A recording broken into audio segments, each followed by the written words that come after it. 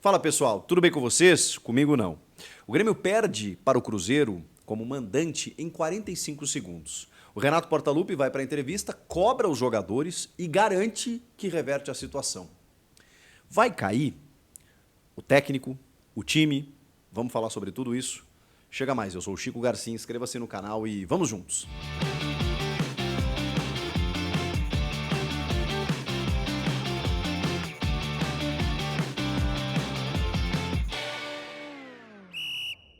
Cara, foi mais um daqueles jogos lamentáveis em que o sinal da queda ele se mostra evidente. Chico, mas por que você não acredita que o Grêmio vai cair? Bom, eu tô preocupado, mas é óbvio que eu vou torcer até o final, vou ter esperanças até o final e sei que o Grêmio vai disputar esse campeonato para não ser rebaixado. Mas tem algumas situações em que eu me apego. Primeiro vamos falar do jogo. O jogo foi triste, lamentável, terrível, em que mais uma vez, o Grêmio começou bem. Vejam só. Contra o Juventude, o Grêmio dá uma bola na trave com o João Pedro, o lateral João Pedro. Tá 0-0 o jogo.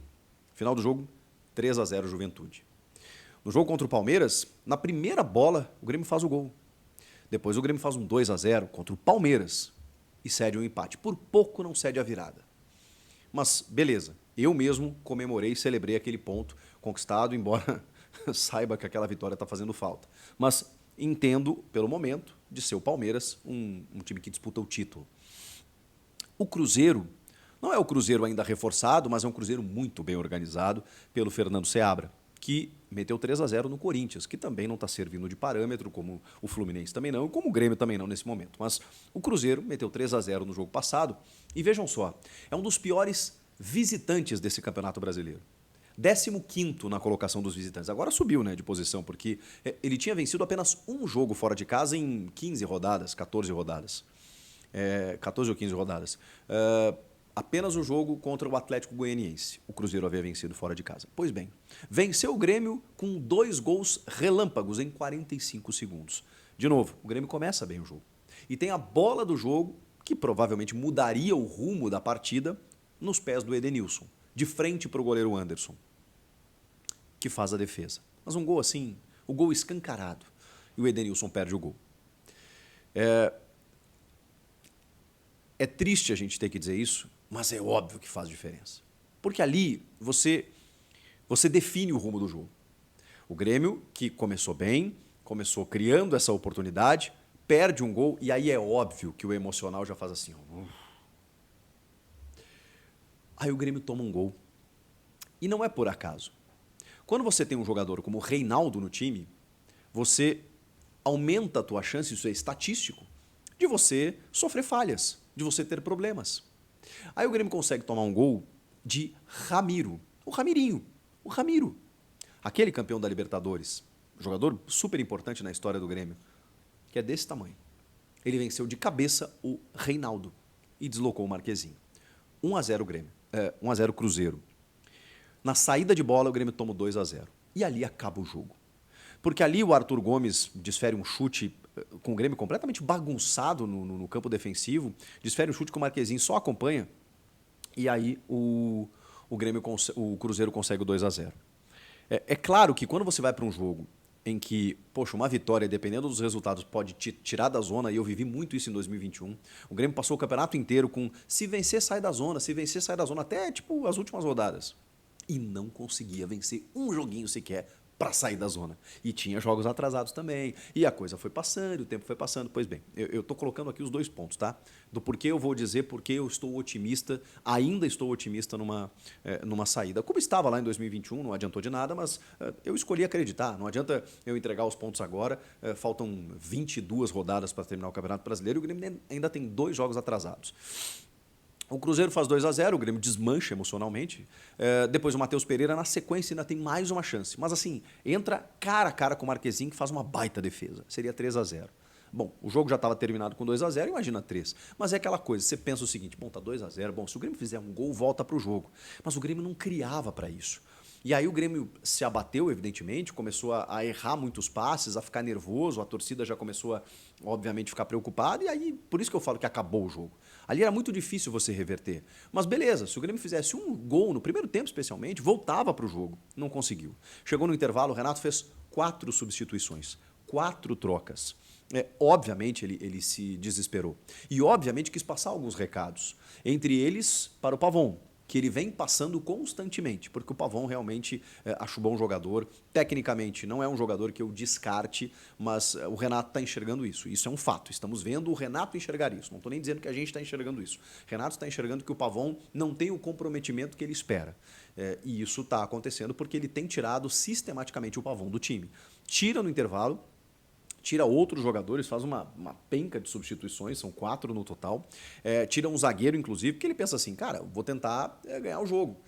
Tá 2-0, bom, se eu perder de 5, se eu perder de 10, vou perder os mesmos 3 pontos. Então vou tentar vencer o jogo. Só que aí tem a expulsão do Kahneman.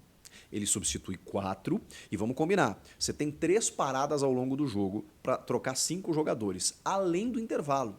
Então você não precisa botar 4 no intervalo. Porque se acontece qualquer coisa no segundo tempo, você só tem mais uma substituição. E foi exatamente o que aconteceu. O Kahneman foi expulso injustamente, porque o Kahneman foi expulso pelo histórico, porque ele vai na bola, ele trava a bola, e o VAR não quis interferir, deixou o Bruno Arleu de Araújo fraquíssimo cometer esse erro pelo histórico do Kahneman, que vai na disputa por cima, mas ele trava a bola. E aí o Ramiro, que está no lance também, vejam só, acaba sentindo ali, simulando, sei lá, mas acaba a expulsão do Kahneman, o árbitro vai lá e expulsa o Kahneman. O Renato já tinha tirado um dos zagueiros, ele tira o Kahneman, é expulso, e aí Vijaçante e Dodi terminam como zagueiros do Grêmio por mais de 40 minutos no jogo. Vijaçante e Dodi. O Cruzeiro não fez mais porque, digamos assim, administrou. Porque o Cruzeiro poderia ter empurrado o Grêmio até pela condição que o Grêmio estava vivendo. 11 contra 10, com 2 zagueiros volantes, o Cruzeiro poderia ter ampliado o marcador e não o fez. O Grêmio teve uma chance. Com 16, 17 minutos, o Natan Fernandes, que também entra no jogo, cara, uma chance inacreditável. Na frente do goleiro, ele tira demais, a bola raspa a rede, assim, até enganando todo mundo de que pudesse ser o gol, mas não. O Grêmio não faz o 2-1 naquele momento. Se fizesse com 10 jogadores, talvez o Cruzeiro fosse para cima e fizesse mais gols, não estava garantido de que o Grêmio reagiria, mas, pô, você voltava para o jogo, ainda daria tempo. Não deu. O Cruzeiro perdeu outras oportunidades, poderia ter feito o terceiro, acabou não fazendo, e o jogo acabou terminando 2-0. Aí o Renato, segundo a transmissão, ainda chama o Mike, lateral esquerdo, para tirar o Reinaldo. Agora é tarde, né? O Reinaldo não tinha que ter começado o jogo. Chama o Mike, lateral esquerdo, e é avisado pelo seu auxiliar de que ele já tinha feito as 5 trocas. Foi isso que aconteceu. Muitas vaias, xingamentos, pipocas arremessadas, inclusive na direção do técnico Renato Portaluppi, que vai para a entrevista coletiva e continua com o seu discurso otimista, de que não tem dúvidas de que o Grêmio vai sair dessa situação, de que o que acontece é que o Grêmio perdeu jogadores importantes num momento crucial, continua batendo na tecla de que o Grêmio está em 3 competições, está na Copa do Brasil, a 90 minutos de uma classificação, de uma vaga, na Libertadores, em que o Grêmio direcionou suas forças para lá e aí está mal no brasileiro, mas que ele tem certeza que o Grêmio vai sair naquele momento com os reforços, em algum momento com os reforços, com os jogadores voltando. Mas deu recados. Chegou a dizer que tem jogador que precisa de vergonha na cara. O Renato chegou a dizer que tem jogador que precisa ter vergonha na cara para entender o que é vestir a camisa do Grêmio. Então tem alguns jogadores, e falei aqui no vídeo sobre a situação do Pavon, provavelmente ele esteja falando do Pavon, ele não citou nomes, mas outros tantos, que precisam entender o que é o Grêmio. Porque se para ele tanto faz ou tanto fez, se ele está jogando como qualquer jogo, não é por aí. Eles precisam entender a situação que o Grêmio está vivendo. O Renato já entendeu. Será que o jogador entendeu? E aqui eu não estou isentando o Renato, tá? Estou falando primeiro da responsabilidade dos jogadores e relatando o que o Renato disse na entrevista. Já vou chegar no Renato. Mas ele transferiu, de certa forma, para os jogadores que, primeiro, a gente não podia ter desperdiçado a oportunidade que a gente criou primeiramente, com o Edenilson, e eu concordo. Ali não dá para desperdiçar. Segundo, tem jogador que precisa ter vergonha na cara. Fato. E tem jogador que inevitavelmente está sentindo a pressão. Fato. Tem jogador que a perna está tremendo. E é natural. Especialmente garotos. O Gustavinho hoje sentiu. O Alisson, que entrou no segundo tempo, coitadinho, deu pena. Porque é uma fogueira. O moleque está sendo jogado aos leões, não tem muita gente quem botar. Ele tentou ganhar o jogo, foi para cima, só tinha, né, não tinha tantas opções assim. E aí você vê a responsabilidade da diretoria, você vai você vai ampliando o leque das responsabilidades. Tem a do técnico, tem a dos jogadores e tem a da diretoria, que sabia que teria uma Copa América, que sabia que, enfim, em algumas posições você pode ter lesão. E aí, como é que você fica sem reposição? Ah, mas lesionou todo mundo ao mesmo tempo. Mas é assim que você faz um time vencedor.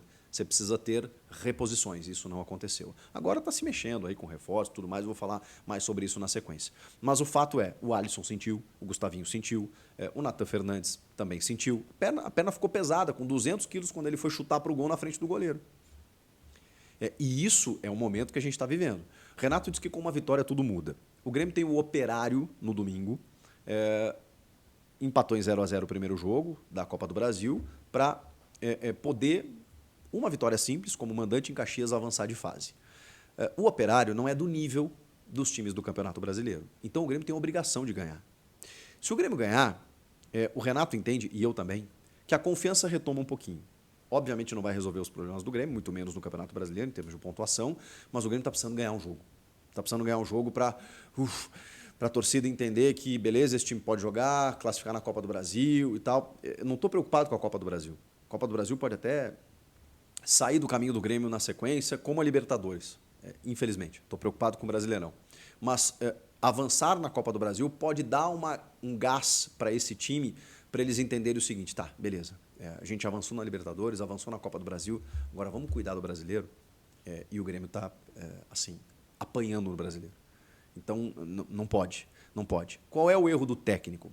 O time está desorganizado, o time está bagunçado. E se o Renato sabidamente, um dos principais, se não o maior gestor de vestiários entre os técnicos do futebol brasileiro, ele não está conseguindo. Porque se tem jogador que está faltando vergonha na cara, se tem jogador que está fazendo corpo mole, se tem jogador que está sentindo a pressão, se tem racha no elenco, se tem jogador que está indo para a praia e não dando justificativa, é falta de liderança, é falta de comando. Pode ser da diretoria? Pode, mas dentro do vestiário, aí é trabalho do Renato. Então o Renato também tem culpa e responsabilidade, primeiro pela organização tática do time, que está bagunçada, ele pode argumentar pelas ausências, e aí tudo bem, eu até entendo, mas também por essa gestão de grupo que está enfrentando problemas, obviamente num momento difícil, é complicado, não é fácil, mas ele sabe como poucos fazer isso, ele não está conseguindo. Essa é a responsabilidade do treinador. E aí sobre a questão Soteldo, que ele falou também, o Soteldo vai ter que dar a sua explicação, porque, gente, é inadmissível, virou bagunça. O Soteldo foi eliminado com a seleção da Venezuela da Copa América, o Savarino estava jogando pelo Botafogo e o Soteldo pediu uns dias e o Grêmio atendeu, mas desde que ele estivesse na terça-feira para jogar na quarta. Aí teve a questão dele não conseguir chegar em Porto Alegre, não teve teto para descer em Caxias, não sei o quê e tudo mais. Resumindo, não chegou a tempo. E aí não me interessa, né? Porque se um colega dele jogou no fim de semana, ele se ausentou no fim de semana e na quarta-feira. E é um jogador importante que o Grêmio conta. Então, assim, tem que ter cobrança, tem que ter comando, porque não dá para o Grêmio nessa situação e o cara tirando fotinho na beira da praia dizendo que foi resolver problemas particulares. Não tem nada a ver com os problemas particulares, cada um tem os seus problemas. Não é o problema dele estar na praia, o fato é de combinar uma coisa e fazer outra, né? E a gente viu isso em 2021 com o Douglas Costa, como foi traumático. Então, assim, Soteldo menos. O Grêmio está precisando do Soteldo, está precisando do Diego Costa, está precisando desses caras, está precisando de reforços para melhorar o time. O time está inqualificável, o time está fraco tecnicamente. E o Renato não está conseguindo fazer esse time fraco tecnicamente jogar e nem administrar essas cisâneas do vestiário. Agora, para arrematar, é óbvio que o Renato não tem que sair. Eu já falei sobre isso e vou repetir.